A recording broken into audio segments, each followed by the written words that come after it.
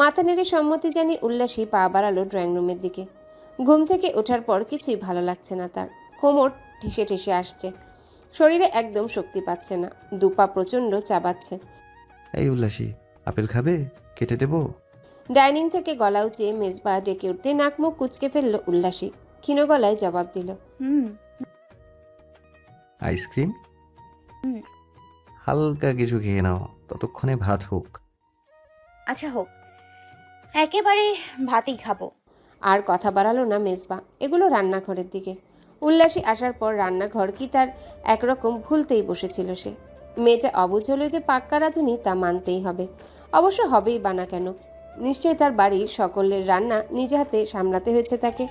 সৎমা কখনোই আপন মা হতে পারে না, তার জলজ্যান্ত উদাহরণ উল্লাসীর ছোট মা। কি করে পারলেন উনি মিথ্যে লোভ দেখে ছোট্ট একটা মেয়েকে বিয়ের পিড়িতে বসাতে? জবাবে মেজবার বুক চিরে একটা দীর্ঘশ্বাস বেরিয়ে এলো। ভাতের হাঁড়িতে আলু ছেড়ে ডিমের জন্য পেঁয়াজ মরিচ কাটতে শুরু করলো সে। চোখ বুজে শুয়ে থাকার পরও ঘুমের দেখা না পেয়ে উঠে বসলো উল্লাসী। ডিম লাইটের মৃদু আলোর ঘরের পুরোটা নজরে এলেও কোথাও মেজবার দেখা না পেয়ে জোর গলায় ডেকে উঠল তাকে। খাবারের পাট চুকেছে অনেকক্ষণ, এখনো কেন ঘরে আসেননি উনি? কি হয়েছে, কিছু লাগবে? সিগারেট হাতে ব্যালকনি থেকে ঘরে ঢুকে ক্ষীণস্বরে বলে উঠল মেজবা। জবাবে উল্লাসী বলল, আপনি কখন ঘুমাবেন? এই তো এখনই। তো আসুন না, একা একা ঘুম আসে না। জ্বলন্ত সিগারেট অ্যাস্ট্রেতে ফেলে বিছানায় এলো মেজবা। বালিশে মাথা গুজে স্বস্তির নিঃশ্বাস ফেলতে ওপাশ থেকে উল্লাসী বলল, আপনার কি সিগারেট খুব বেশি পছন্দ? বলতে পারো। কেন পছন্দ? বিশেষ কি আছে এতে? মাথার নিচে এক হাত রেখে ফ্যানের দিকে চেয়ে মেজবা জবাব দিল, এতে শান্তি আছে। তাহলে আপনার ভেতরে যখন অশান্তি কাজ করে তখনই আপনি সিগারেট খান? তেমন কিছু নয়। তাহলে কেমন কিছু? তুমি ঘুমো উল্লাসী। হতাশ মনে চোখ জোড়া বুঝল উল্লাসী। তবে হঠাৎ করে মুন্নি সরকারের বলা কথাগুলো মাথায় আসায় আবারও চোখ মেলল সে। অনুরোধের গলায় বলল, একটু আদর করে নিন না। আবারও শুরু করলে? কি হয় একটু আদর করলে? হাসান ভাইও তো মুন্নি ভাবিকে আদর করে, তাহলে আপনি আমায় করেন না কেন? ছোট্ট একটা নিঃশ্বাস ফেলে মেজবা বলল, তুমি পিচ্ছি বলে, বড় হও, অনেক আদর দিব। আমি যেহেতু পিচ্ছি, তাহলে আমায় পিচ্ছি আদরই দিন। বড় হবার পর না হয় বড় আদর দেবেন। ঘুমো উল্লাসী। দিন না, দিন, একটু একটু তো দিন না।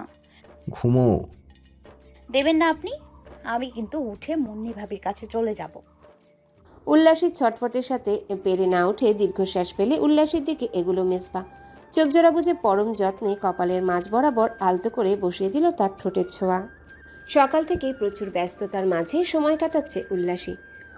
অসুস্থতা কাটিয়ে উঠেছে সে দিন পাঁচেক হলো। ঠিক অসুস্থতাও নয়, উনি বলেছেন মাসিক কোনো অসুস্থতা নয়।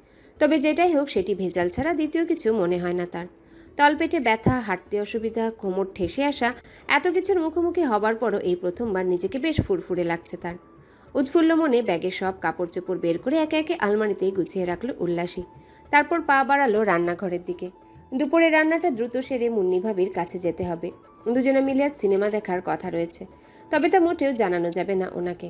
মুন্নি ভাবির বারণ আছে। সব কথাই নাকি স্বামীকে জানাতে নেই, তাতে স্ত্রীর গুরুত্ব তাদের কাছে কমে যায়। ভাতের চাল ধুয়ে তা চুলোয় দিল উল্লাসী।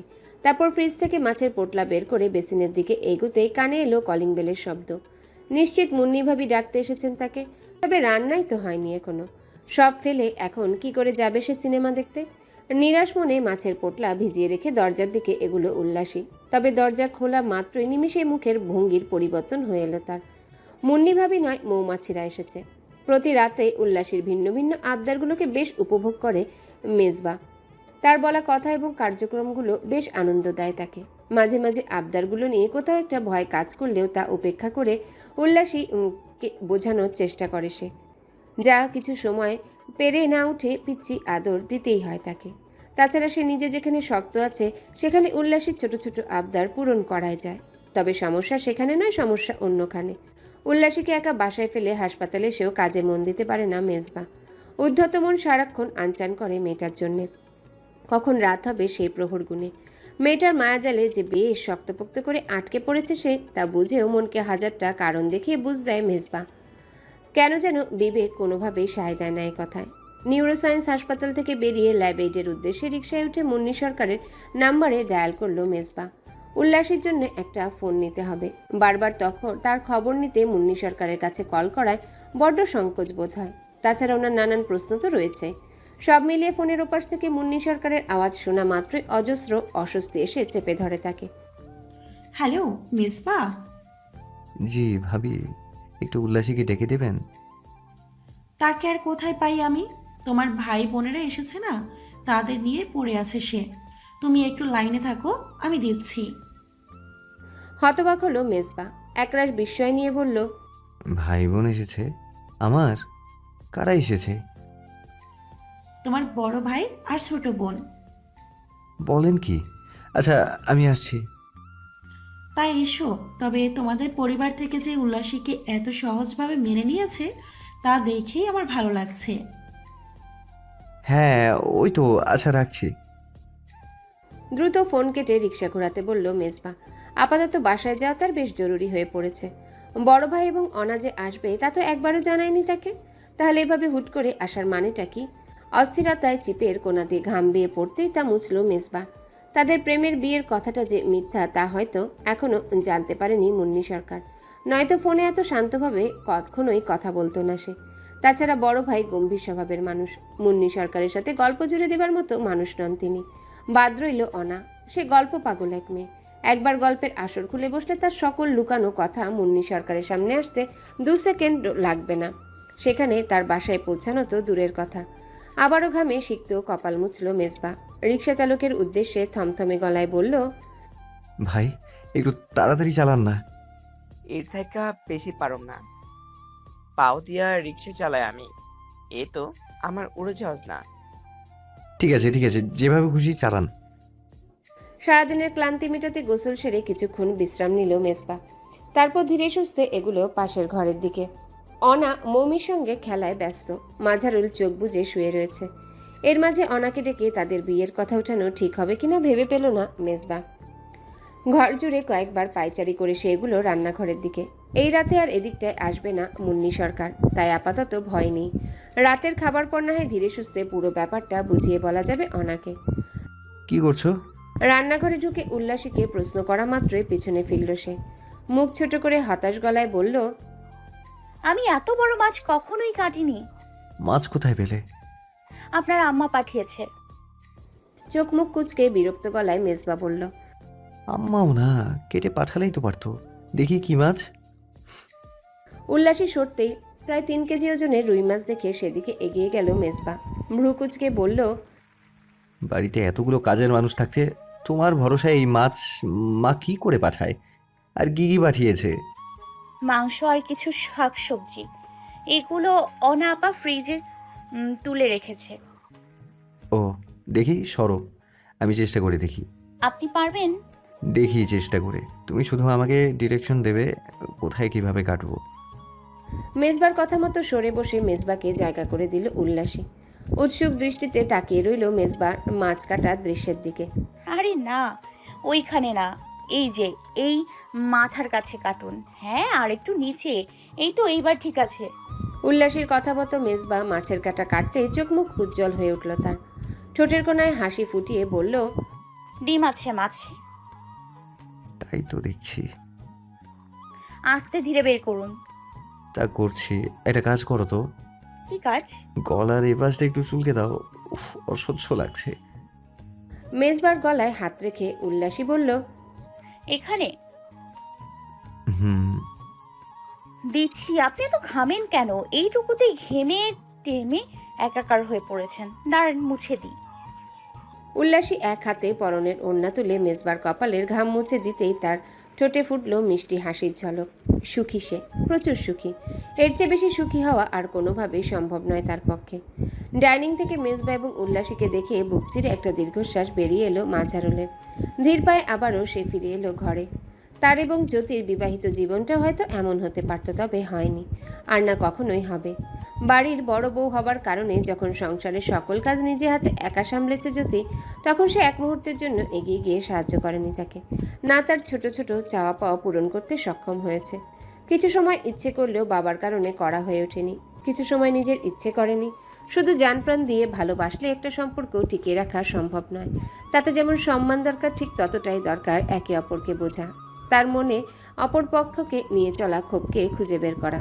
যা খুঁজে পেলেও একজন আত্মমর্যাদাহীন মানুষ হিসেবে তা মুছে দেওয়ার ক্ষমতা তার ছিল না। গাড়ি থেকে নেমে রাশেদ রহমানকে বিদায় জানিয়ে একটা রেস্টুরেন্টের ভিতর ঢুকলো জ্যোতি। সানগ্লাস খুলে অনুসন্ধানী চোখে চারিপাশে নজর বুলাতেই দেখতে পেল মাঝারুলকে। বয়স 3 মতো একটা মেয়েকে নিয়ে জড়সড় হয়ে বসে রয়েছে সে। এই মেয়ে কি মৌমি, তার মেয়ে? কেমন আছো? দূর থেকে জ্যোতিকে দেখে নিজেকে শক্ত করে নিয়েছিল মাঝারুল। তবে ধীরে ধীরে জ্যোতির কাছে আসা মাত্রই বুকের ভেতরটা টিপ টিপ করে উঠল তার। বড্ড বদলে গেছে জ্যোতি। এই জ্যোতির সাথে কোনো অংশেই মিল নেই আগের সেই অভিমানী জ্যোতি। বললে না কেমন আছো? আছি এরকমই, তুমি বসো। হ্যাঁ বসছি। মাঝারুলের মুখোমুখি বসলো জ্যোতি। হাতে থাকা ব্যাগ এবং ফোন একপাশে নামিয়ে রেখে বলল, কিছু অর্ডার করেছো? হ্যাঁ, মমির জন্য আইসক্রিম। তোমার জন্য কিছু করিনি। না, আমি বাইরে খাবার খাই না। তুমি একদমই বদলাওনি, ঠিক সেই আগের মতোই রয়ে গেছো। গভীর নিঃশ্বাস ফেলে মৌমির দিকে তাকালো মাঝারুল। হুট করে ঢাকায় আসার একমাত্র কারণ তার এই মেয়েটি। পরশুরাতে তার মৃত্যুর স্বপ্নটি দেখার পর কোনোভাবেই শান্তি পাচ্ছিল না সে। নিঃশ্বাস ফেলতে কষ্ট হচ্ছিল, দম বন্ধ বন্ধ লাগছিল। কেন যেন মনে হচ্ছিল মৃত্যুর আগে একবার হলেও মৌমিকে দেখিয়ে আনা উচিত তার মাকে। মা কি তা বোঝে না সে, তবে সকলের মা আছে তার নেই খুব করে বুঝতে পারে। বাস্তবতা বড়ই নির্মম, তবুও সে নির্মমতা দেখেই কাটিয়ে দিতে হয় বছরের পর বছর। আম্মা, ওইদিকে তাকাও। তোমার আম্মুকে দেখো। মাঝারুলের হাতের ইশারায় মৌমি তার দিকে চাইতেই বুকের ভেতরটায় হুহু করে উঠল জ্যোতির। ঠোঁটজোড়া চেপে পাশ থেকে সানগ্লাস তুলে আবারও চোখে পড়ে নিল সে। এটা আম্মু হলে ওটাকে? মৌমির প্রশ্নে কপাল কুঁচকে মাঝারুল বলল, কোনটা? মেজো বাবার বউ? তুমি তো বলেছিলে ওটাই আমার আম্মু। ওটাও আম্মু, তবে এটা আসল আম্মু। থেকেই হালকা কেশে গলা ঠিক করলো জ্যোতি। তারপর স্বাভাবিক গলায় বলল, মেজবা বিয়ে করেছে? ভারী গলায় মাঝারুল বলল, হ্যাঁ, তুমি কি মমিকে একবার কোলে দিবা? অবশ্যই। মাঝারুল মৌমিকে কোলে দেওয়া মাত্রই তাকে বুকে চেপে ধরল জ্যোতি। ঠোঁট চেপে খানিকটা সময় চুপচাপ বসে থাকার পর আর নিজেকে সামলাতে না পেরে ফুপিয়ে কেঁদে উঠল সে। অতীতের পিছু টানকে বুকে চেপে আর পারছে না সে নিজেকে শক্ত রাখতে।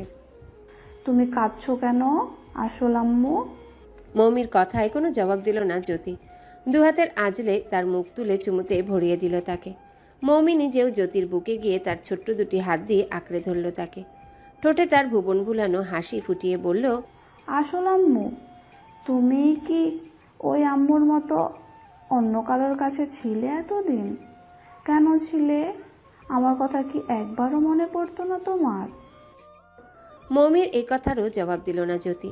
চোখে সানগ্লাস খুলে সে অশ্রুসিক্ত নয়নে মেয়ের দিকে তাকিয়ে থেমে থেমে বলতে শুরু করলো, আমাকে মাফ করে দিস মা, আমাকে মাফ করে দিস। আমি জানি তোর ভিতরে বুঝলে তুই আমাকে ঘৃণা করবি, কিন্তু আমার কিছু করার ছিল না। আমি অনেক চেষ্টা করেছি, কিন্তু তোর মুখের দিকে তাকিয়েও আমি ওসব সহ্য করতে পারিনি। জ্যোতির কথা বোধগম্য হলো না মৌমির। তবে তার ছোট্ট দুই হাত দিয়ে সে মুছে দিল মায়ের চোখের পানি। তার গালে ঠোঁট ছুঁয়ে দিয়ে বলল, কাঁদে না আসল আম্মু। ও বাবা, আসল আম্মুকে একটা আইসক্রিম কিনে দাও না, আসল আম্মু কাঁদছে। ক্রন্দনরত অবস্থায় আরও দৃঢ়ভাবে মৌমিকে নিজের বুকে আঁকড়ে ধরল জ্যোতি। ঠিক এই কারণে ও বাড়ি ছেড়ে বেরিয়ে আসার পর দ্বিতীয়বার আর মৌমিকেও দেখতে যাবার সাহস করে উঠতে পারেনি সে। সে জানতো সবকিছুর মায়া ছেড়ে ও বাড়ি ছেড়ে বেরিয়ে আসলেও নিজের পেটে সন্তানের মায়া কাটানো সম্ভব নয়। মা, আমি তোকেও আমার সাথে আনতে চেয়েছিলাম, কিন্তু তোর দাদা আনতে দেয়নি। আমাকে মাফ করে দিস মা, বড় হবার পর আমাকে ঘৃণা করিস না। আসল আম্মু, ও আসল আম্মু, তুমি জানো আমার ওই আম্মু আমাকে ছেড়ে মেজো বাবার সাথে এসে এখানে থাকতো। আমি আসল আম্মু না মা, আমি তোমার আম্মু, শুধু আম্মু। তুমি আম্মু হলে ওই আম্মু কি? বাবা তো বলছে ওটাই আম্মু। বাবা সামান্য ভুল বলেছে। আমি আম্মু আর ওইটা ছোট আম্মু। তোমার ছোট আম্মু তোমার আদর করে। মাথা নাড়ে মায়ের গালে হাত বুলিয়ে দিল মৌমি। ভাঙা ভাঙা নরম স্বরে বলল, অনেক করে। এখানে আসার সময় তো ছোট আম্মুই আমাকে সাজিয়ে দিয়েছে। আমাকে সুন্দর লাগছে না? খুব সুন্দর লাগছে আমার মাটাকে। এই যে তোমার আইসক্রিম এসে পড়েছে, আমি খাইয়ে দিই। দাও। আগে বাবা আর ফুপি খাইয়ে দিত, এখন থেকে তুমি দেবে। ও আম্মু, তুমি সবসময় আমাকে খাইয়ে দেবে তো? জবাব দিল না জ্যোতি। দীর্ঘশ্বাস ফেলে আইসক্রিম তুলে যত্ন সহকারে মুখে পুরে দিল মৌমির। প্রায় 2.5 বছর হতে চলল নিজের সাজানো গোছানো সংসার ফেলে চলে এসেছে জ্যোতি। কম কষ্টে এই কদম উঠায়নি সে। ধৈর্যের বাঁধ যখন কোনোভাবে বাধা মানছিল না, তখন একরকম নিরুপায় হয়ে কাজটা করতে হয়েছিল তাকে। তবে সেই বাড়ি ছেড়ে আসার পর মেয়ে ছাড়া দ্বিতীয় কোনো কারণে কখনোই কোনো আফসোস হয়নি তার। স্বাধীনভাবে চলতে হস্তক্ষেপ করা, বাজে ব্যবহার, বাড়িতে কাজের লোক থাকতেও সংসারের সকল কাজ তার উপর চাপিয়ে দেওয়া, সবটা সামলে উঠতে হাঁপিয়ে পড়েছিল সে। তার সামনে আজ যে লোকটি নির্বিকারভাবে বসে রয়েছে, সেই দিনগুলোতেও সে নির্বিকারই ছিল। না ছিল তার আত্মসম্মানবোধ, না হৃদয়। গায়ে মাখা সাবান থেকে শুরু করে 2 টাকার জিনিস কিনতেও তাকে হাত পাততে হতো তার বাবার কাছে, যা আদৌ কোনো মেয়ের পক্ষে মেনে নেওয়া সম্ভব কিনা জানা নেই। তবে তার পক্ষে সব মেনে নেওয়া কোনোভাবেই সম্ভব ছিল না। কষ্ট হতো নিজের স্বামীকে আত্মমর্যাদাহীন ভাবতে। এমন এক লোকের পাশে নিজেকে কল্পনা করতেও অস্বস্তি হতো। বাবা কেন তাকে এমন এক ছেলের হাতে তুলে দিল যার নিজস্বতা বলতে কিছুই নেই? পায়ের পাতা থেকে মাথার চুল অবধি যার ছিল বাবার দখলে। বাবার কথা চোখ বুজে মেনে নেওয়াই ছিল যেন তার জীবনের প্রধান লক্ষ্য। তাই তার বাড়ি ছেড়ে বেরিয়ে আসার পর যখন আলাউদ্দিন শেখ নানান আজেবাজে কথা রটালো, তখনও সে তা অন্ধের মতোই বিশ্বাস করে নিয়েছে। কখনো খোঁজ নিয়ে দেখলো না আদৌ সে কোনো ছেলের সঙ্গে পালিয়েছে কিনা। নির্বোধদের যেমন বুঝিয়ে লাভ নেই, তেমন সেও আর বোঝাতে যায়নি মাঝারুলকে। অবশ্য সত্যটা জেনেও কিছু করার ছিল না তার। বাবার সিদ্ধান্তের উপর কথা বলার সাহস তার নেই। তবে লোকটি সৎ ছিল, চরিত্রবান ছিল, কিন্তু বেকুবেক লোকের সঙ্গে পায়ে পা মিলিয়ে চলা তার পক্ষে অসম্ভব ছিল। আম্মা তাড়াতাড়ি খাও, আবার বাসায় যেতে হবে। মাঝারুলের কথায় চোখ মুখ কুঁচকে ফেলল জ্যোতি। বিষণ্ণ মুখে বলল, এত জলদি কেন? আমি আজ সারা দিন মৌমির সঙ্গে সময় কাটাতে চাই। এতক্ষণ যাবৎ মা মেয়ের মধুর মিলনের দৃশ্য হাসি মুখে অবলোকন করলেও এ পর্যায়ে চোখ মুখ গম্ভীর হয়ে এলো মাঝারুলের। ভারী গলায় সে বলল, শুধু শুধু মায়া পারিও না। মায়া কি কখনো কম ছিল? কম ছিল কিনা জানি নাই, তবে মায়ের ঘাটতি তো ছিল। নয়তো তুমি 7 মাসের একটি দুধের বাচ্চাকে ফেলে ওভাবে অন্য ছেলের হাত ধরে চলে যেতে পারতে না। গোপনে দীর্ঘশ্বাস ফেলে জ্যোতি বলল, তোমার মেয়ের প্রতি আমার মায়া নিয়ে কথা উঠিও না। আমি ওকে ছেড়ে নয়, নিয়ে আসতে চেয়েছিলাম। তোমার বাবা মা। আমার আব্বা আম্মা ভুল কিছু করেনি। তুমি পরিবর্তন হওনি, কোনো দিক দিয়ে পরিবর্তন হওনি। তুমি তো হয়েছিলে, এটি ঠিক যথেষ্ট নয়। মাঝারুলের কথার জবাব দিল না জ্যোতি। মেয়ের মাথায় আলতো করে ঠোঁট ছুঁয়ে দিতেই ফোন বেজে উঠল তার। স্ক্রিনে একবার চোখ বুলিয়ে রিসিভ করে ধরা গলায় জ্যোতি বলল, আমার হয়ে গেছে, তুমি গাড়ি নিয়ে সামনে এসে দাঁড়াও, আমি আসছি। না, তুমি এসো। এত দ্রুত মেয়েকে দেখা হয়ে গেল? আরো কিছুক্ষণ থাকো, আমার সমস্যা নেই, আমি আসি আশেপাশে। তোমার সমস্যার কথা আমি কখনোই ভাবিনি, আর না আজ ভাবছি। তুমি এসো।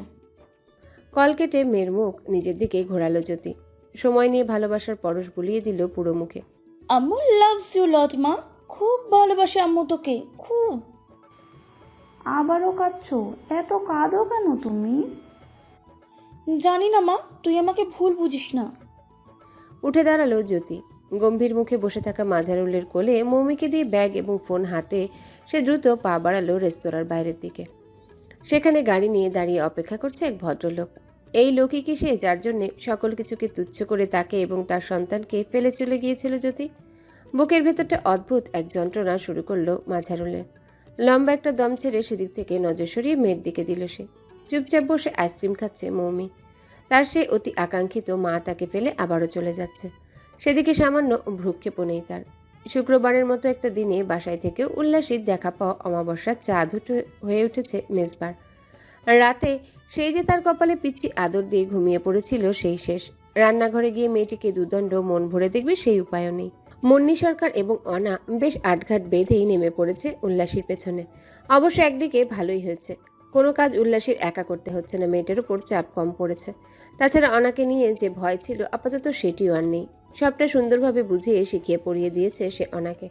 অবশ্য তা মানতে প্রথমে অনা আহ্লাদ করলেও পরবর্তীতে টাকা ঢেলে শান্ত করা হয়েছে তাকে। মাঝে মাঝে নিজের বোনকে নিয়ে যথেষ্ট সন্দেহ হয় তার। এত দুষ্টু কেন মেয়েটা? তাদের 3 ভাইয়ের মাঝে এমন তো হয়নি কেউ। আপনার চা। ঘড়ির দিকে তাকিয়ে সময় দেখে নিল মেজবা। রাত 8টার মতো বাজে। এখন আবার কিসের চা? চা তো সন্ধ্যায় একবার সে খেয়েছে। উদ্বিগ্ন মনে চায়ের কাপ হাতে নিয়ে বেডসাইড টেবিলে রেখে আবারও বইয়ের পাতায় নজর দিল মেজবা। ছোট্ট এই মেয়েটার জন্য সে যতটা ব্যাকুল, মেয়েটাও কি ততটাই ব্যাকুল? তা জানার জন্যে ক্ষুদ্র প্রচেষ্টা। শুনুন, বলো। বই থেকে চোখ ওঠান। বইয়ের পাতায় তাকানোর নিজেরও কোনো ইচ্ছে ছিল না মেজবার। তাই একবার উল্লাসীর বলা মাত্র বই ফেলে তার দিকে নজর দিল মেজবা। এবার হয়েছে? হয়েছে, এবার উঠে দাঁড়ান। কেন উঠে দাঁড়াবো কেন? দাঁড়ান না, একটু দাঁড়ালে কি হয়? তোমার কথাবার্তায় আমার সন্দেহ লাগছে। দুষ্ট এক হাসির রেখা ঠোঁটের কোনায় ফুটল উল্লাসীর। বালিশে হেলান দিয়ে বসে থাকা মেজবাকে হাত ধরে টেনে দাঁড় করিয়ে তার বুকে মাথা গুজল সে। নিজের হাত জোড়া দিয়ে আঁকড়ে ধরল মেজবার পিঠ। ঘটনার আকস্মিকতায় হকচকিয়ে গেল মেজবা। তবে পর মুহূর্তে উল্লাসের স্পর্শে বুকের বাম পাশটায় ধকধকানি শুরু হলো তার। হাত পা জমে ঠান্ডা বরফে রূপনীতি অদ্ভুত এক অনুভূতিতে ভরে উঠল তার পুরো শরীর। মুন্নি ভাবি বলেছে, স্বামীরা যখন স্ত্রীর জন্য অস্থির হয়ে ছটফট করতে থাকে তখন তাকে শান্ত করতে এভাবেই আদর দিতে হয়। 2 হাতে উল্লাসীকে নিজের বুকে চেপে ধরল মেজবা। চোখজোড়া বুজে সজোরে একটা নিঃশ্বাস ভেতরে টেনে নিয়ে ক্ষীণস্বরে বলল, তাই? হ্যাঁ, একটু ধীরে ধরুন না, দম বন্ধ হয়ে আসছে। মৃদু স্বরে হেসে উঠল মেজবা। হাতের বাঁধন শিথিল করে উল্লাসী চুলের মাঝে নাক ডুবিয়ে বলল, এখন ঠিক আছে? হ্যাঁ। এই তোমরা কি করছো আমাকে ফেলে? ও মেজো বাবা, তুমি ছোট আম্মুর চুল খাচ্ছ কেন? চুল কি খাওয়ার জিনিস? হঠাৎ দরজার পাশে মৌমির কথা শুনে দ্রুত উল্লাসীকে ছেড়ে দিল মেজবা। উজ্জ্বল চোখে মুখ ভর্তি হাসি নিয়ে সে পা বাড়ালো মৌমির দিকে। তাকে কোলে তুলে নিয়ে হাসি মুখে বলল, হ্যাঁ আম্মা, চুল তো খাওয়ারই জিনিস। তুমি কখনো খাওনি? এসো আমরা দুজনে মিলে তোমার ছোট আম্মুর চুল খাই। ছোট আম্মুর চুল কিন্তু হেভি টেস্ট। ভ্রুজোড়া কুচকে ফেলল উল্লাসী বিস্ময় নিয়ে বলল, কি বলেন এসব? চুল কখনো খাওয়া যায়? হুমা, তুমিও জানো না? চুলও খাওয়া যায়, খুব খাওয়া যায়। ধুর, কি যে বলেন না। দ্রুত পায়ে উল্লাসী এগুলো রান্নাঘরের দিকে। মুন্নি ভাবির কথা মতো অসময়ে চা এনে একই শুনল সে। তার চুল নাকি হ্যাভি টেস্ট। ঘেমে একেবারে নেয়ে উঠেছে অনা। রান্নাবান্না তার ধাঁচে নেই। আর না সে কখনো নিজের ইচ্ছেতে রান্নাঘরে ঢুকেছে, তবে আজ উল্লাসীর জন্যে ঢুকতে হলো। ছোট্ট একটা মেয়ের উপর সকল কাজ চাপিয়ে পায়ের উপর পা তুলে খেতে অস্বস্তি হচ্ছিল। ঘরে এসে ফ্যান চালিয়ে বিছানায় শরীর মেলে দিল অনা। কিছুক্ষণ সেভাবেই কাটানোর পর হঠাৎ ফোনের কথা স্মরণ হতে চারপাশে নজর বুলিয়ে ব্যাগ থেকে ফোন বের করল সে। ছোট্ট একটা নোকিয়া সেট। ফোনটা বেশ কদিন আগেই তাকে দিয়েছিল এমাদ, যা দিয়ে লুকিয়ে লুকিয়ে বেশ ভালোই প্রেম চালাচ্ছে দুজন। তবে এ কি, এমাদের এতগুলো মিসড কল! অস্থির মনে বেলকনিতে সে এমাদের নাম্বারে কল দিল অনা। অধীর আগ্রহে অপেক্ষা করতে লাগলো ওপাশ থেকে এমাদের সারার। তুমি ফোন কোথায় রাখো বলো তো? এক সময়ও ফোন করে খবর পাওয়া যায় না। এমাদের গলার আওয়াজে স্বস্তি ফিরল অনার মনে। শীতল কণ্ঠে সে জবাব দিল, আরে লুকিয়ে লুকিয়ে এর চেয়ে বেশি সম্ভব না। তাছাড়া ভাইয়ারা সবসময় আশেপাশেই থাকে। এতবার কল করেছিল কেন? কিছু বলবে? হ্যাঁ, তুমি একটু বেলকনিতে এসো, আমি 2 মিনিটের মাঝে আসছি। অবাক হলো অনা। ভ্রুকুচকে বলল, বেলকনিতে আসবো মানে? তুমি ঢাকায় এসেছো? জি ম্যাম, আসতে হলো। স্তব্ধতা কাটিয়ে উঠতে পারল না অনা। ঠোঁটে মুখে একরাশ হাসির ঝলক ফুটিয়ে বলল, তুমিও না? আচ্ছা তাড়াতাড়ি এসো, আমি বেলকনিতেই আছি। এই তো এসে পড়েছি। ল্যাম্পপোস্টের মৃদু আলোয় এমাদকে দেখা মাত্র মধুর আবেগে বুকের ভেতরটা কেঁপে উঠল অনার। সুদর্শন এক পুরুষ এমাদ। মাথা ভর্তি ঘন কোকড়া চুল, বেশ ছোট ছোট দুটো চোখ, পুরু ঠোঁট, চওড়া কাঁধ, ফর্সা গাল ভর্তি খোঁচা খোঁচা দাড়ি। সব মিলিয়ে এমাদের মাঝে রয়েছে চোখ ধাঁধা লাগানোর মতো রূপ, যা একজন মেয়েকে নিজের দিকে আকর্ষিত করার মতো যথেষ্ট। সেই সুদর্শন পুরুষ যখন সমস্ত পৃথিবী ভুলে তার মতো একটি মেয়েতে মত্ত থাকে, সেখানে কি নিজেকে ভাগ্যবতী ভাবলে ভুল হবে? ভালোবাসি অনা, খুব ভালোবাসি। চোখ জোড়া জলে ভরে উঠল অনার। ধরা গলায় নাক টেনে সে বলল, আমিও বাসি। পাগল মেয়ে, কাঁদছো কেন? দাঁড়াও একটু গান শোনাই। মন রাগে অনুরাগে আজ আরো কাছে ডাকে না যেও না, তুমি ছাড়া যে শূন্য লাগে। সকলে মিলে খেতে বসেছে রাতের খাবার। পাশের বাড়ির হাসান সাহেব সহ তার স্ত্রীও যোগ দিয়েছেন এই আয়োজনে। পাশেই মৌমিকে কোলে চাপিয়ে একটা চেয়ারে বসে পোলাও খাইয়ে দিচ্ছে উল্লাসী। তার দিকে তাকিয়ে গোপনে একটা দীর্ঘশ্বাস ফেলল মাঝারুল।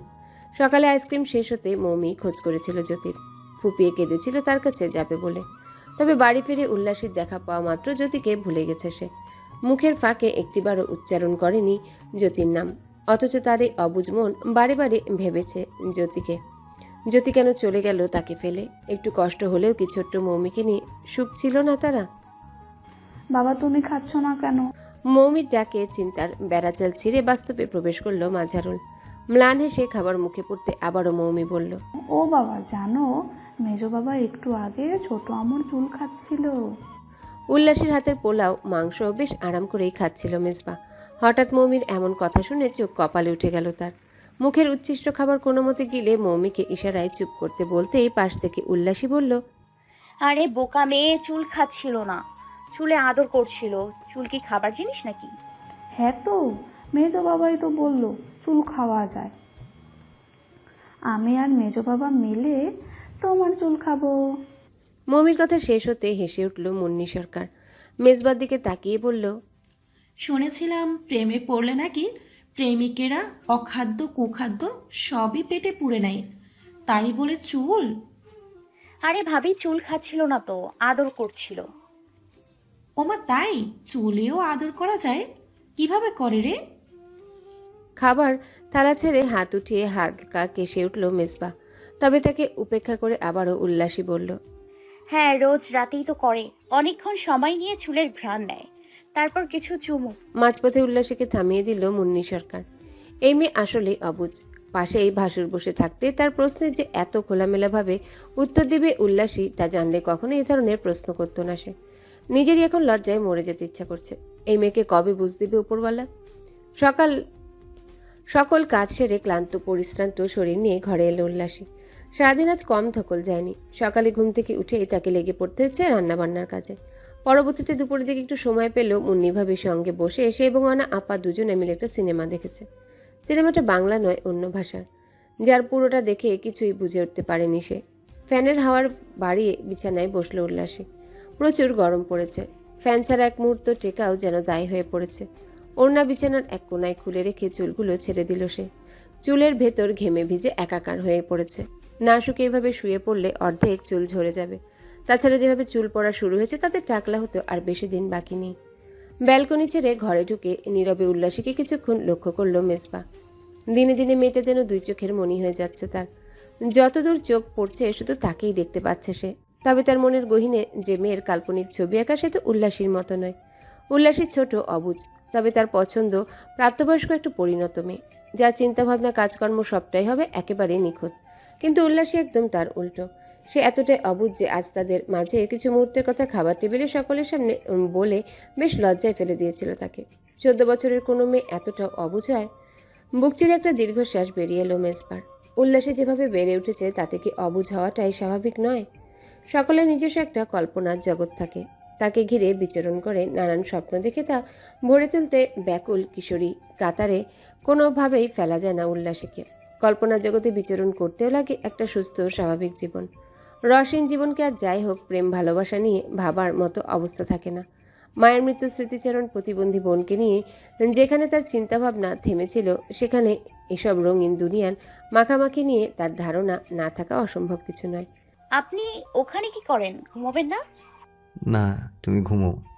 বললেই হলো, একা একা আমার ঘুম আসে না। তাছাড়া আমার আদর ওটা কে দেবে শুনি? উল্লাসীর কথার কোনো জবাব না দিয়ে স্টাডি টেবিলে এসে বসলো মেজবা। সামনে থাকে একটা বই খুলে একের পর এক পেজ উল্টানো শুরু করলো ধীরে ধীরে। প্রতিদিন মেজবার আদর মাখা চুমু নেয়া যেন অভ্যাসে পরিণত হয়ে গেছে উল্লাসের। অদ্ভুত এক ভালো লাগা কাজ করে লোকটি আশেপাশে থাকলে। কপালে ঠোঁটের ছোঁয়া মাথায় হাত বুলিয়ে না দিলে ঘুম যেন কেঁদে বলে ওঠে, ওসব ছাড়া আমরা তোমার কাছে আসবই না। একরা হতাশা নিয়ে বিছানা ছেড়ে উঠে পড়ল উল্লাসী। মেজবার মুখোমুখি দাঁড়িয়ে আহ্লাদি গলায় বলল, দেবেন না আদর? সত্যিই দেবেন না? হুম। কেন কেন কেন কেন কেন কিছু কি করেছি আমি? বই থেকে নজর উঠিয়ে উল্লাসীর দিকে তাকিয়ে মেজবা বলল, কি করনি তুমি? স্বামী স্ত্রী মাঝে যাই হোক না কেন, তা কি সবার সামনে ওভাবে বলতে হয়?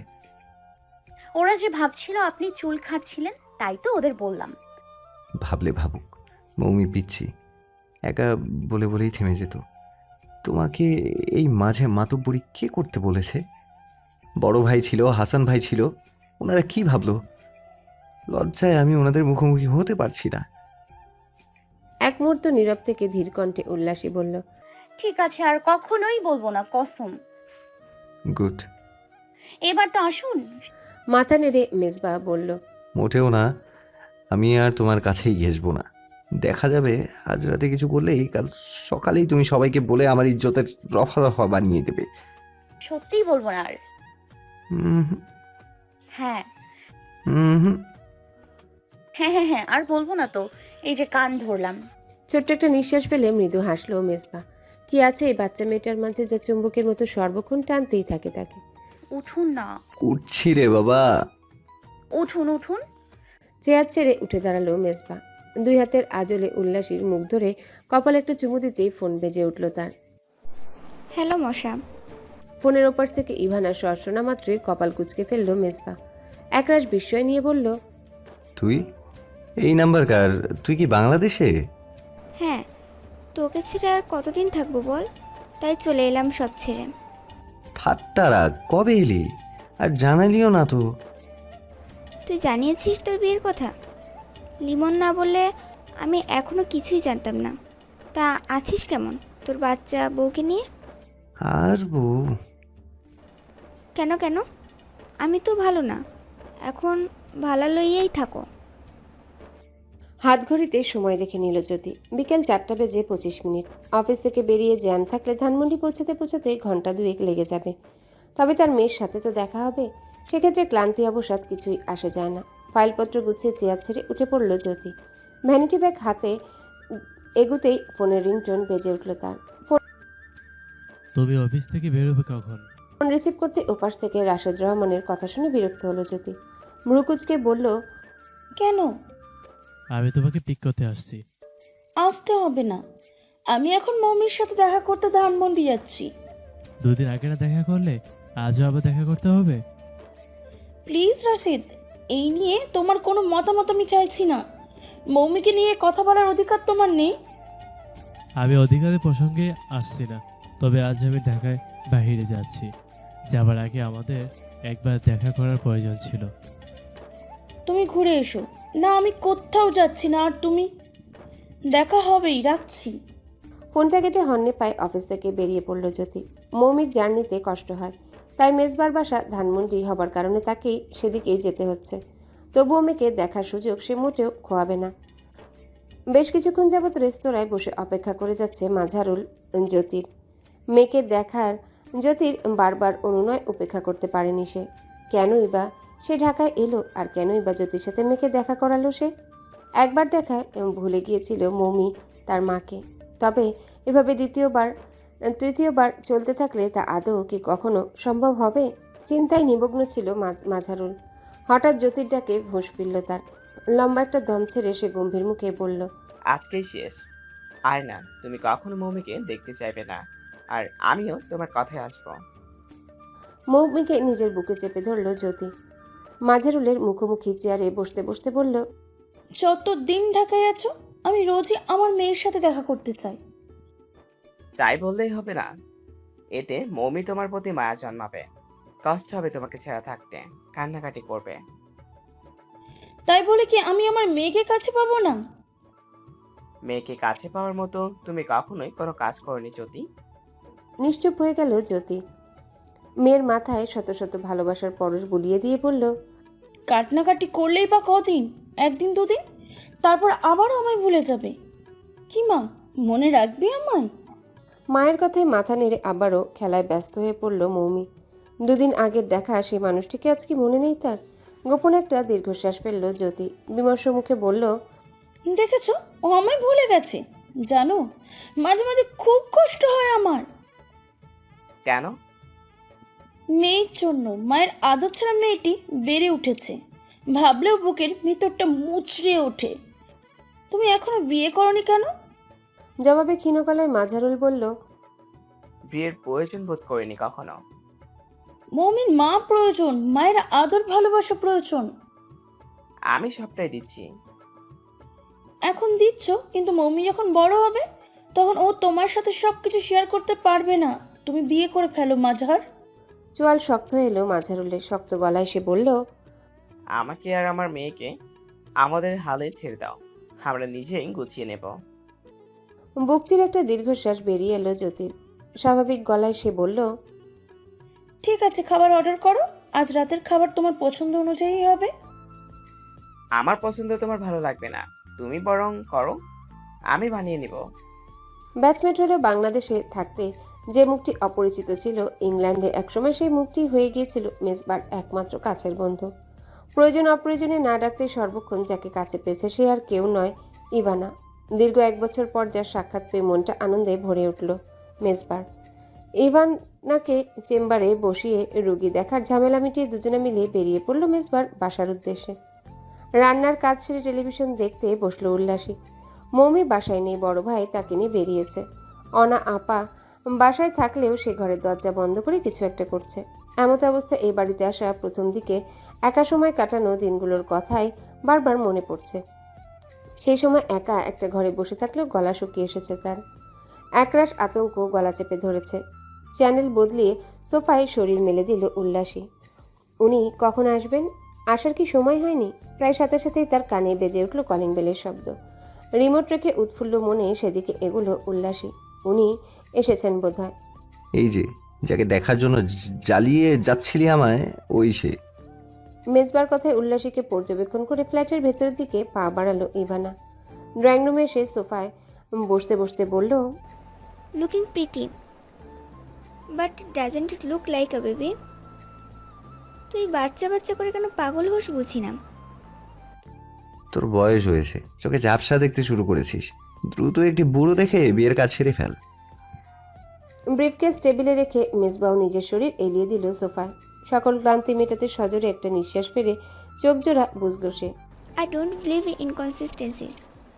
সামঞ্জস্যতা বুঝিস তুই? বুঝলে চাইল্ড মেরিট করতি না। তুই তো মাত্রই বললি উল্লাসী মোটেও বাচ্চাদের মতো দেখতে নয়। All that glitters is not gold মশা। এই উল্লাসী, তুমি ওইদিকে দাঁড়িয়ে কি করছো? এদিকে আসো। দরজা আটকে এগিয়ে গেল উল্লাসী। দুজনের মাঝে এতক্ষণ যাবৎ বলা কথাগুলো তার কানে এলেও তা বুঝতে ব্যর্থ হয়েছে সে। তাছাড়া মেয়েটিকে, উনি তো প্রতি রাতে একাই বাড়ি ফিরে। আজ সাথে করে কাকে বয়ে এনেছেন? তোমার হাতের রান্না খাবার জন্য এলাম। তা আজ কি রান্না করছো? ইভানার প্রশ্নের জবাবে উল্লাসী বলল, গরুর মাংস আর ছোট মাছ। যাও দ্রুত গুছিয়ে ফেলো। I am hungry. উল্লাসী স্থান ত্যাগ করতে মেজবার দিকে এগিয়ে এলো ইভানা। কপালে হাত ছুঁয়ে দিয়ে বলল, মাথা ব্যথা? একটু। ছোট্ট একটা নিঃশ্বাস ফেলে উঠে দাঁড়ালো ইভানা। ঠোঁটের কোণায় হাসি ফুটিয়ে বলল, বাচ্চা বউ আছে কি কাজে? রাতে ইচ্ছে মতো সেবার নিয়ে নিবি। তোরই তো সুখ। আমি ভাবছি বাচ্চা একটা বর খুঁজে দেব। মৃদুস্বরে হেসে উঠল মেজবা। শীতল গলায় বলল, কিছুক্ষণ আগেই বললি অসামঞ্জস্যতায় তুই বিশ্বাসী নোস। তুই তো বিশ্বাসী। একবার না হয় তোর পথেই হাঁটলাম। রাতের খাবারের পদ দুটো থাকলেও মেজবার কথা মতো তা বাড়িয়ে বেশ কয়েক পদের করলো উল্লাসী। খাওয়ার শেষে মিষ্টি জাতীয় পদের জন্য করলো পায়েস। সব গুছিয়ে টেবিল সাজাতে ঘর ছেড়ে বেরিয়ে এলো অনা। ভ্রুকুচকে জানতে চাইলো, ভাইয়ার সাথে কে বসে আছে? জানি না। জানো না মানে? আচ্ছা আমি শুনে আসছি। অনা ড্রয়িং রুমের দিকে পা বাড়াতেই ছোট্ট একটা নিঃশ্বাস ফেললো উল্লাসী। ওনার সাথে আসা মেয়েটি ধবধবে সাদা বর্ণের। শারীরিক গঠন বেশ পুরু। মাথা ভর্তি সোনালি রঙের চুল, যা পুরো পিঠে ছড়িয়ে রয়েছে।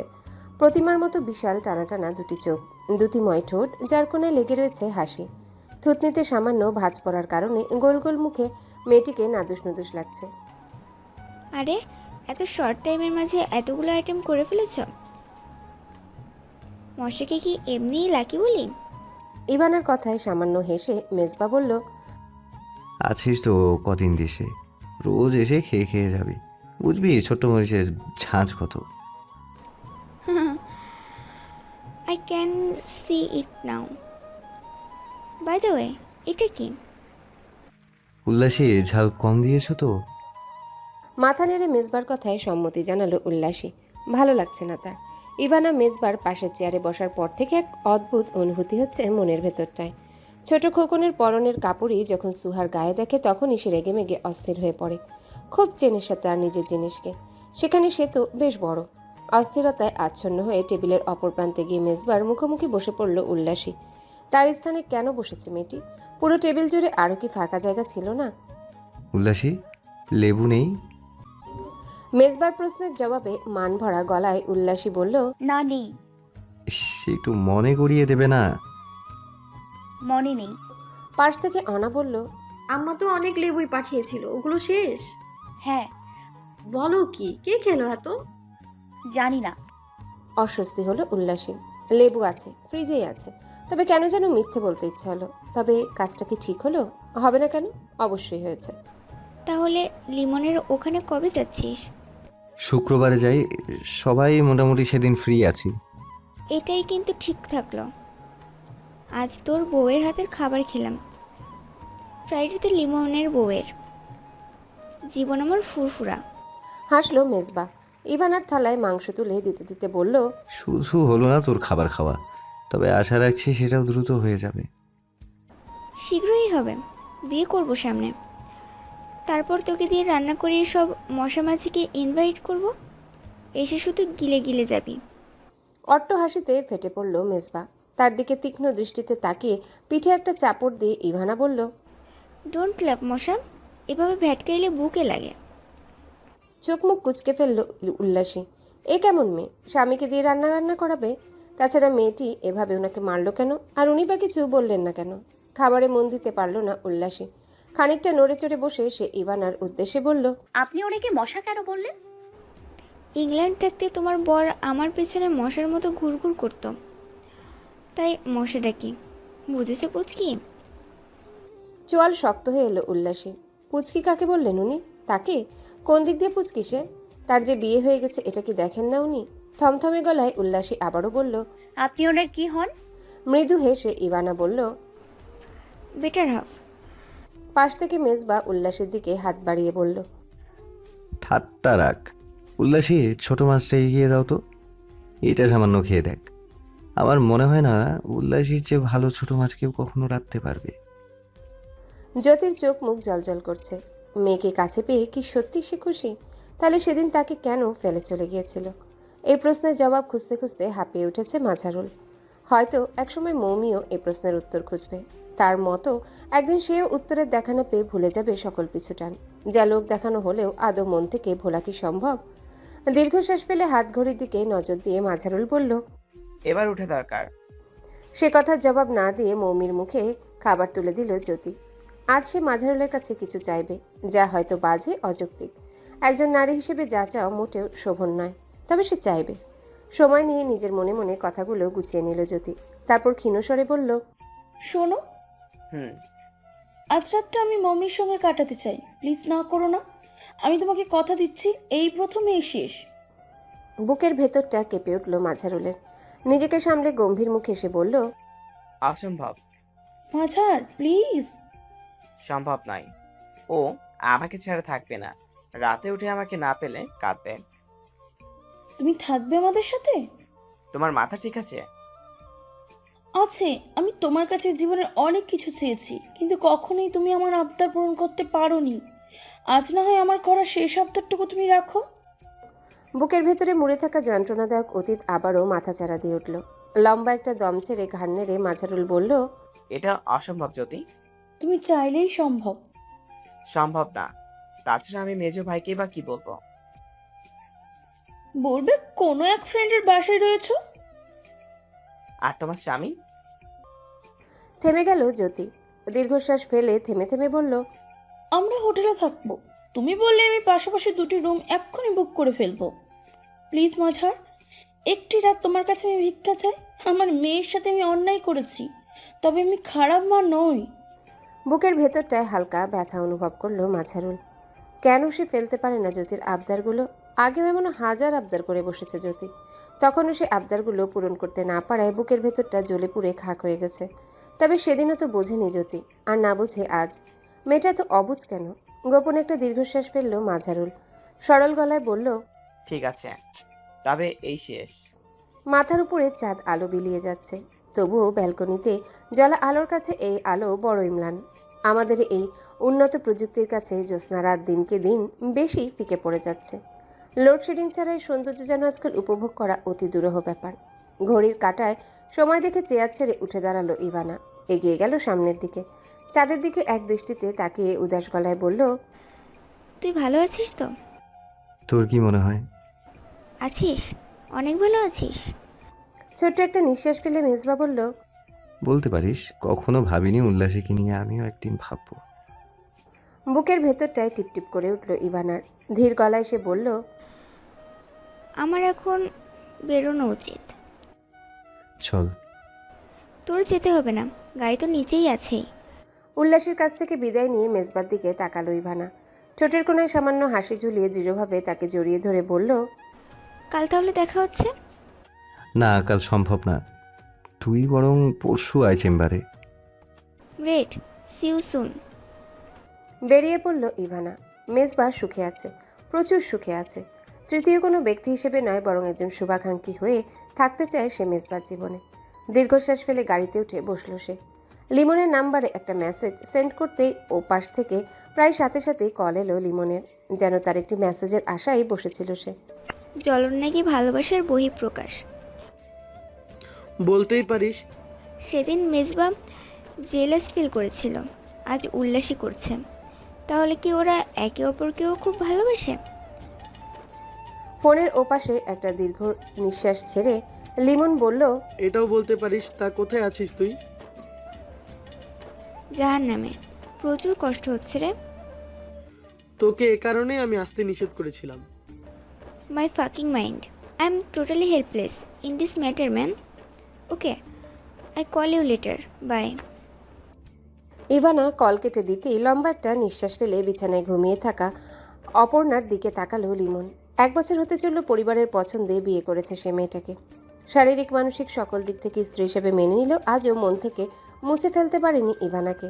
অদ্ভুত এই ত্রিভুজ প্রেমের কোনো ভবিষ্যৎ নয় জেনেও মনের অন্তঃস্থল থেকে একে অপরকে ভালোবেসে যাওয়ার মাঝে যে সুখ, তা মেজবা অনুভব না করলেও তারা দুজন করছে বেশ। সকল ঘরের আলো নিভিয়ে অনাকে দেখে শোবার ঘরে এলো মেজবা। আলো নিভিয়ে ডিম লাইট জ্বালিয়ে বিছানায় এসে বালিশে হেলান দিয়ে বসল সে। ধরাবে না করে একটা সিগারেট ধরিয়ে ডেকে উঠল উল্লাসীকে। তবে পাশ থেকে কোনো সারা শব্দ না পাওয়ায় সে আবারও বলল, ঘুমিয়েছো? হুম। এত চুপচাপ যে? এ পর্যায়ে উঠে বসল উল্লাসী। মেজবার দিকে এগিয়ে এসে কপাল কুঁচকে বলল, বেটার হাফ মানে কি? বেটার মানে তো উত্তম, আর হাফ মানে অর্ধেক। তাহলে অর্ধেক উত্তম, এটি কোনো সম্পর্ক হলো? ঠাট্টা করে বলেছে। বললামই তো, ও আমার ফ্রেন্ড। শুধু আমার নয়, লিমনেরও। আমরা ইংল্যান্ডে যখন ছিলাম 3 জনের একই সাথে ওঠা বসা ছিল। তারপর তো আমি আর লিমন দেশে চলে এলাম, কিন্তু ও ওখানেই সেটেলড। তাই বলে ও আপনায় মারবে কেন? কখন মারলো? এই যে খেতে বসে বারবার আপনার পিঠে মারছিল। মৃদু হেসে মেজবা বলল, এই জন্যই কি তোমার মন খারাপ? জানি না। আচ্ছা, আপনি কি সত্যি ওনার পেছনে মশার মতো ঘুরঘুর করতেন? এটাও ঠাট্টা করে বলেছে। এক মুহূর্ত নীরব থেকে চোখ মুখ কুঁচকে ফেলল উল্লাসী। কটমটে গলায় বলল, তাহলে আপনি ওকে আদর করলেন কেন? আদর? কোথায়? এখন বলছেন কোথায়, অথচ উনি যাবার সময় ঠিকই ওনাকে জড়িয়ে ধরলেন। আরে বাবা, এটা ফর্মাল হাগ, আদর হতে যাবে কেন? আমাকে কখনো করেছেন ওসব? আমাকে কখনোই আপনি আদর দিতে চান না। সব সময় একটু দিন না করে করে 1000 বার চাইতে হয়। বলছি তো, বড় হলে সব দিব, সব। বড় কেন হতে হবে? এখন দিলে কি সমস্যা? আমাকে ছোট ছোট বলে আমার জিনিস আপনি অন্যকে দিয়ে দিচ্ছেন, তা বুঝি আমি বুঝি না? সিগারেট অ্যাস্ট্রেতে রেখে উঠে বসলো মেজবা। প্রশ্নসূচক চোখে উল্লাসের দিকে চেয়ে বলল, আমি তোমার জিনিস? তো আপনি শুধুই আমার জিনিস, একটা কাজ করলে কেমন হয়, আপনার শার্টের সাথে একটি কাগজ লাগিয়ে তাতে লিখে দিব, এটি শুধুই উল্লাসের সম্পদ। অন্যেরা একদম নজর দেবেন না, নয়তো চোখ খুলে খসে পড়বে, আর জড়িয়ে ধরলে পুরো শরীরে কুষ্ঠ রোগ হবে। ভালো হবে না? ঠিক কী বলবে ভেবে পেল না মেজবা। নির্বাক শ্রোতা বেশে খানিকক্ষণ তাকিয়ে থাকার পর খলখল করে হেসে উঠল সে। রাত গভীর হচ্ছে, ধীরে ধীরে নিস্তব্ধ হচ্ছে চারিপাশ। বড়সড় একটা ঘরে একা বসে মাঝারুলের অস্থির মন পায়চারি করছে অতীত জুড়ে। যেদিন চলে যায় সেদিন আর ফিরে আসে না জেনেও মনের গহীনে অজস্র আশা জমিয়ে রাখার নামই কি নির্বুদ্ধিতা? যা হারিয়ে গেছে তার জীবন ছেড়ে তা কি হবে মনে করে? তবে বেকুব মন তাকেই খোঁজে বারবার। একবারও বুঝতে চেষ্টা করে না সে তার কখনোই ছিল না। দীর্ঘশ্বাস ফেলে বিছানায় শরীর মেলে দিল মাঝারুল। রাত 2টোর উপর বাজে, অথচ এখনও ঘুমের দেখা নেই তার চোখে। পাশের রুমে মৌমির সঙ্গে রয়েছে জ্যোতি। এতক্ষণে হয়তো মামে দুজনে একে অপরকে আঁকড়ে ধরে ঘুমিয়েও পড়েছে। মেয়েকে ছাড়াই প্রথম রাত কাটাতে প্রচুর কষ্ট হচ্ছে, সেই সাথে বেদনাদায়ক অতীতের স্মৃতিগুলো যেন কামড়ে কামড়ে খাচ্ছে তার বুকের ভেতরটা। উচিত হয়নি তার মৌমিকে নিয়ে ঢাকায় আসা। সে মরে গেলে মরে যেত, তবু তো এই যন্ত্রণাদায়ক অতীত ছেড়ে রক্ষা পেত। চিন্তা জগতে বিচরণ করতে করতে চোখজোড়া লেগে এসেছিল মাঝারুলের। হঠাৎ আসা ফোন কলের রিংটোনে ধড়মড়িয়ে উঠে বসল সে। চারিপাশে চোখ বুলিয়ে পরিস্থিতি বোঝার চেষ্টায় সফল হয়ে লম্বা একটা নিঃশ্বাস ফেলে ফোন রিসিভ করলো। ক্ষীণস্বরে বলল, বলো। একবার আসবে এই রুমে? কেন, মমি উঠছে নাকি? না, তুমি এসো, আমি অপেক্ষা করছি।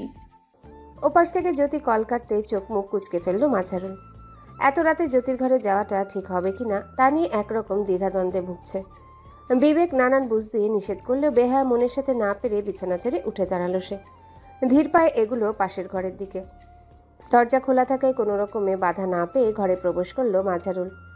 বুকের ভেতরটায় তার টিপটিপ করছে। আরেকটা দিনও থাকবে না সে ঢাকায়। কাল সকাল সকাল এখান থেকে বেরিয়ে মেজবার বাসা থেকে অনাকে নিয়ে রওনা হবে গ্রামের উদ্দেশ্যে। এভাবে আরও একটা দিন জ্যোতির ছায়ায় কাটালে পাগল হয়ে যাবে সে। ঘরের কোথাও জ্যোতির দেখা না পেয়ে হালকা কেসে উঠল মাঝারুল। প্রায় সাথে সাথে ওয়াশরুম থেকে আওয়াজ এলো জ্যোতির। ভেতর থেকে সে উঁচু গলায় বলল, কথা না বাড়িয়ে ঘুমন্ত মৌমির দিকে এগিয়ে গেল মাঝারুল। কপালে ভালোবাসার একটা পরশ ছুঁয়ে দিয়ে ফিসফিসিয়ে বলল, মায়ের সাথে ঘুমিয়ে কেমন লাগলো রে আম্মু? খুব মজা না? বিপরীতে মেয়ে সাড়া না পেয়ে মৃদু হেসে সোফায় এসে বসলো মাঝারুল। জ্যোতি কেন ডেকেছে তাকে তা জানতে মনের ভেতরটা ছটফট করছে। তুমি আসবে ভাবিনি। টাওয়েল দিয়ে মুখ মুছতে মুছতে মাঝারুলের পাশে এসে বসলো জ্যোতি। ডান হাত মাঝারুলের দিকে বাড়িয়ে দিয়ে বলল, এখনো হাত কাটার দাগ যায়নি, দেখেছো? দেখলাম। কেন কেটেছিলাম মনে পড়ে? পরে। কেন বলো তো? নড়ে চড়ে বসলো মাঝারুল। গম্ভীর মুখে বলল, তুমি কি এসব বললেই আমাকে ডেকেছ? না, ঘুম পাচ্ছিল না, ভাবলাম তোমার সাথে খানিক গল্প করি। ও, একটা কথা বলি? বলো। তুমি আমায় এখনো ভালোবাসো? জানি না। কখনো জানতে ইচ্ছা হয় না? না। দীর্ঘশ্বাস ফেলল জ্যোতি। সোফায় আরাম করে বসে উদাস গলায় বলল, আমার না মাঝে মাঝে জানতে ইচ্ছা হয়, তোমাদের কাছে ফিরে যেতে ইচ্ছে হয়। তবে যখনই তোমার স্বভাবের কথা মনে পড়ে তখনই নিজেকে শান্ত করি। ও, তুমি আমায় কখনোই বোঝোনি, আমার চাওয়া পাওয়া মূল্য দাওনি। যখন তোমাকে আমার প্রয়োজন ছিল তখন কখনোই তোমার কাছে পেতাম না। আমার খুব কষ্ট হতে, জানো? জানি। যেন কোনো কিছু করতে না, স্ত্রী সন্তানের দিকে তাকিয়ে একটি বারও বাবার মুখের উপর কথা বলতে যেতে না। হয়তো যেত, তবে আব্বাকে অসম্মান করা হতো। তাচ্ছিল্যের হাসি ঠোঁটে ফুটল জ্যোতির। মাঝারুলের দিকে ফিরে বলল, সম্মান করা এবং অন্যায় মেনে নেওয়ার মাঝে পার্থক্য রয়েছে, তা হয়তো তুমি জানো না। তুমি তো জানো, তাহলে তুমি কেন অন্যায় করলে? আমি কোনো অন্যায় করিনি। চোয়াল শক্ত এলো মাঝারুলের। শক্ত গলায় সে বলল, 7 মাসের বাচ্চাকে ফেলে অন্য পুরুষের হাত ধরে পালিয়ে যাওয়া অন্যায় নয়? না, নয়। স্বামীর সাপোর্ট না পেলে একজন মেয়ে হাজারো ছেলের সাথে পালিয়ে যাবার অধিকার রাখে। তাই তোমাকে বিবেক তোমাকে এই বলে? হ্যাঁ, বলো। উঠে দাঁড়ালো মাঝারুল। জ্যোতির সঙ্গে আর এক মুহূর্ত বসে থাকার ইচ্ছে তার নেই। রাগে তার পুরো শরীর থরথর করে কাঁপছে। কোথাও যাবে না তুমি। আমার কথা শেষ না হবার আগে তুমি কোথাও যাবে না। দ্রুত প্রায় দরজার দিকে এগিয়ে দরজা বন্ধ করলো জ্যোতি। তারপর আবারও ফিরে এলো মাঝারুলের কাছে। তার মুখোমুখি দাঁড়িয়ে শীতল গলায় বলল, একটা কথা কি জানো মাঝার, তুমি তোমার বাবা মায়ের কাছে ভালো সন্তান হতে পেরেছো, তবে আমি আমার সন্তানের কাছে ভালো মা হতে পারিনি, আর না কখনোই পারবো। চোখ জোড়া বুঝে সজোরে কিছু নিঃশ্বাস ছেড়ে আবারও সোফায় বসলো মাঝারুল। সময় নিয়ে নিজেকে শান্ত করে ধীর গলায় বলল, এমন তো হবার ছিল না। কিন্তু হয়েছে তো। বিশ্বাস করো, আমার দম বন্ধ হয়ে আসে। একজন মা হয়ে জীবিত অবস্থায় আমি আমার মেয়ের সাথে থাকতে পারি না। এর চেয়ে কষ্টকর কি আর পৃথিবীতে আছে? ফুপিয়ে কেঁদে উঠল জ্যোতি। মাঝারুলের পাশে বসে আঁকড়ে ধরল তার দুহাত। ব্যাকুল স্বরে বলল, ওকে আমার কাছে প্লিজ দিয়ে যাও। আমি তোমার কথা দিচ্ছি, আমি ওকে তোমার কাছ থেকে কখনোই আলাদা করব না। ওরা আমাকে দরকার, ও বড় হচ্ছে। দেবে আমার মেয়েকে আমার কাছে। জ্যোতি, তুমি শান্ত হও। আমি শান্ত আছি, তুমি শান্ত নেই।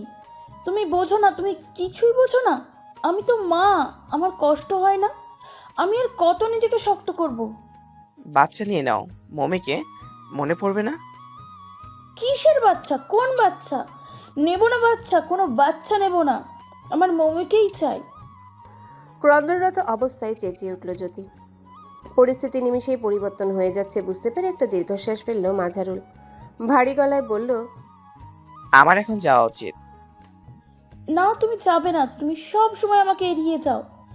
আজ তোমাকে আমার কথা শুনতেই হবে। মাঝারুলের বাহু ধরে নিজেকে আবদ্ধ করল জ্যোতি। অশ্রুসিক্ত নয়নে তার দিকে একরাশ আকাঙ্ক্ষা নিয়ে তাকিয়ে বলল, দেবে না মম্মিকে আমার কাছে? তুমি অত্যন্ত আমার প্রাণ কেড়ে নিও না। মাঝারুলের উত্তরে পুরো শরীর জুড়ে শীতল এক রক্তস্রোত বয়ে গেল জ্যোতির। তাকে আরো গভীরভাবে জড়িয়ে ধরে চোখ জোড়া বুঝল সে খুব লোভী, খুব। নয়তো মাঝারুলের কাছ থেকে কি করে চাইতে পারল সে তার জীবনকে? লোকটা সহজ সরল বলে। চারিপাশে গভীর নীরবতার মাঝে পাশাপাশি থাকা দুজনের ভারী নিঃশ্বাসের শব্দ এক একজনের শরীরে বিচ্ছে কাটার মতো। মাঝারুলের বুকে লাগা জ্যোতির এক একটা গরম নিঃশ্বাস মন্ত্রমুগ্ধের মতো ডাকছে তাকে। দীর্ঘদিন যাবৎ থেমে থাকা দুজনার বুকের মাঝে ঝড় ধীরে ধীরে মাথাচাড়া দিয়ে উঠছে। ডুব দিতে ইচ্ছে করছে জ্যোতির মনের অন্তঃস্থলে। ভারী কিছু নিঃশ্বাস ফেলে মাঝারুল হাত বাড়ালো জ্যোতির মুখের দিকে। দুই হাতের আঁচলে তার মুখ তুলে ধরে ঠোঁট বাড়িয়ে আলতো করে ঠোঁট ছুঁয়ে দিতেই তার পিঠ খামচে ধরল জ্যোতি। পাপ হবে, তাই না? গভীর কিছু নিঃশ্বাস ফেলে মাঝারুলের প্রশ্নের জবাবে মাথা নেড়ে চোখ বুঝল জ্যোতি। খানিকটা উঁচু হয়ে নিজের ঠোঁট জোড়া ঠেকালো মাঝারুলের ঠোঁটের সঙ্গে। গাঢ় কিছু নিঃশ্বাস ছেড়ে ধীরে ধীরে শুষে নিতে শুরু করলো তার ঠোঁট। গাঢ় কিছু নিঃশ্বাস ছেড়ে ধীরে ধীরে শুষে নিতে শুরু করলো তার ঠোঁট। সকালের হাতের কাজ সেরে ফ্ল্যাট লক করে উল্লাসীর সঙ্গে আড্ডা দেবার জন্য বেরিয়ে পড়ল মুন্নি সরকার। কিছুক্ষণ আগেই মেজবার বড় ভাই এবং অনা গ্রামের জন্য রওনা হয়েছে। হুট করে সেভাবে হুট করে তাদের চলে যাওয়াটা মোটেও সুবিধার লাগছে না। অনার ভাষ্য মধ্যে আরও বেশ কিছুদিন ঢাকায় থাকতো তারা। অবশ্য একদিক দিয়ে ভালোই হয়েছে। উল্লাসী এখন একা, কাজকর্মও তেমন নেই। দুজনে বসে বেশ সময় নিয়ে আড্ডা দেওয়া যাবে। তাছাড়া আরও একটা কাজ উল্লাসীকে করতে হবে, যা বাড়িতে মেহমান থাকা অবস্থায় কোনোভাবেই সম্ভব হতো না। বেল বাজাতেই ভেতর থেকে দরজা খুলে দিল উল্লাসী। ঠোঁটে হাসি ফুটিয়ে বলল, আমি আপনার কাছেই যেতে চাইছিলাম। অনা আপারা চলে যাবার পর বড্ড বেশি একা একা লাগছিল। ফ্ল্যাটের ভেতর থেকে ড্রয়িং রুমের দিকে এগুতে এগুতে মুন্নি সরকার বলল, ওদের না আরো বেশ কদিন থাকার কথা ছিল, আজ হুট করে চলে গেল কেন? দরজা বন্ধ করে মুন্নি সরকারের পাশে সোফায় বসলো উল্লাসী। কপাল কুঁচকে বলল, বড় ভাই রাতে কোন বন্ধুর বাসায় যেন ছিল। বেশ ভোরেই মৌমিকে ঘুমন্ত অবস্থায় নিয়ে এখানে এলেন উনি। এনেই বলল আজই নাকি গ্রামে ফিরতে হবে, খুব জরুরি কাজ আছে। তারপর তো হুলস্থুল করে অনা আপাকে ঘুম থেকে উঠিয়ে রওনা হলো। জানেন ভাবি, মেয়েটা এত কাজ ছিল আম্মু আম্মু করে, অথচ বড় ভাই তার ধারেই ধারছিলেন না। উনি কি পাগল নাকি? কথাবার্তাও খুব কম বলে। আরে না, পাগল কেন হবে? সোফায় শরীর এলিয়ে বসলো মুন্নি সরকার। নাক কুঁচকে বলল, বাদ দাও, গেছে ভালোই হয়েছে। তা কাল রাতে কে এসেছিল বাসায়? সবই তো দেখলাম। ওনার ফ্রেন্ড। ফ্রেন্ড না ছাই, দেখলাম তো কিভাবে ল্যাপটালেপটি করলো। মানে? শোনো উল্লাসী, তুমি ছোট, তুমি অনেক কিছুই বোঝো না। তবে তোমাকে আমার অনেক ভালো লাগে, আর আমি সবসময় চাই তুমিও ভালো থাকো। কিছু বলল না উল্লাসী। মনোযোগী বেশে নীরবে তাকিয়ে রইল মুন্নি সরকারের দিকে। বড় বোন হিসেবে আমি আজ তোমায় কিছু কথা বলবো, আশা করি তুমি কথাগুলো বুঝবে, কারণ তুমি এতটাও ছোট নয় যে নিজের আর পরের মাঝে তফাৎ করতে পারবে না। বলুন। ওই মেয়ের চেহারা চালচলন দেখে আমার মোটেও সুবিধা লাগছে না। এসব মেয়ে সমাজে কেন জন্ম নেয় জানো? অন্যের স্বামীকে নিজের করে নিতে,